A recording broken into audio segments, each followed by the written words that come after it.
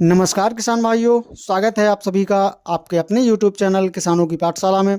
किसान भाइयों, आज के इस वीडियो में हम बात करने वाले हैं मटर की खेती के बारे में कि मटर की फसल में NPK के वाटर सोल्यूबल यानी कि घुलनशील खादों का उपयोग कब कब करना चाहिए, कितनी कितनी मात्रा में करना चाहिए और NPK के घुलनशील खादों का प्रयोग करने से मटर की फसल में क्या क्या फ़ायदे होते हैं, इन सभी के बारे में आज हम डिटेल में बात करने वाले हैं। तो आप वीडियो को लास्ट तक ज़रूर देखें, जिससे कि आप भी अपनी मटर की फसल से एक बढ़िया और शानदार पैदावार निकाल सकें। तो चलिए स्टार्ट करते हैं।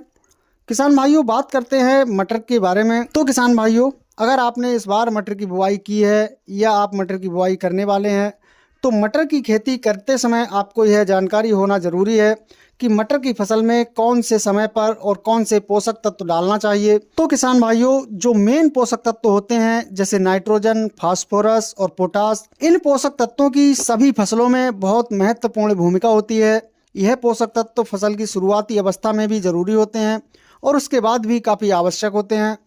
तो किसान भाइयों, हम बात करते हैं कि मटर की फसल में कौन से NPK खादों का उपयोग करना चाहिए। तो किसान भाइयों, सबसे पहले तो जब आपकी मटर की फसल लगभग 20 से 25 दिन के आसपास की होती है, तो उस समय फसल के लिए नाइट्रोजन, फास्फोरस और पोटास की आवश्यकता होती है। तो इन तीनों पोषक तत्वों की पूर्ति फसल में करने के लिए NPK 19-19-19 का मटर की फसल में आपको उपयोग करना चाहिए। NPK 19-19-19 में तीनों पोषक तत्व नाइट्रोजन, फास्फोरस और पोटास बराबर मात्रा में होते हैं, यानी तीनों पोषक तत्वों की मात्रा 19-19% होती है। NPK 19-19-19 शुरुआती अवस्था में फसल की ग्रोथ भी अच्छी करती है, फसल में होने वाले पीलापन को भी दूर करती है और जड़ों का विकास करने के साथ साथ पौधों में रोग प्रतिरोधक क्षमता भी बढ़ाने का काम करती है। तो आपको NPK 19-19-19 की 1 किलोग्राम मात्रा को प्रति एकड़ के हिसाब से 200 लीटर पानी में घोल बनाकर मटर की फसल में 25 से 30 दिन की अवस्था पर छिड़काव करना है। किसान भाइयों, अब हम बात करते हैं दूसरे नंबर पर NPK 05234 के बारे में। तो किसान भाइयों, जब आपकी मटर की फसल लगभग 40 से 45 दिन के आसपास की हो या आपकी मटर में फूल बनना शुरू हो जाए, तो उस समय आपको फसल में NPK 05234 का उपयोग ज़रूर करना चाहिए। NPK 05234 के अंदर फास्फोरस और पोटास की मात्रा पाई जाती है, इसके अंदर नाइट्रोजन की मात्रा नहीं होती है, क्योंकि फसल में फूल बनते समय नाइट्रोजन की आवश्यकता नहीं होती है।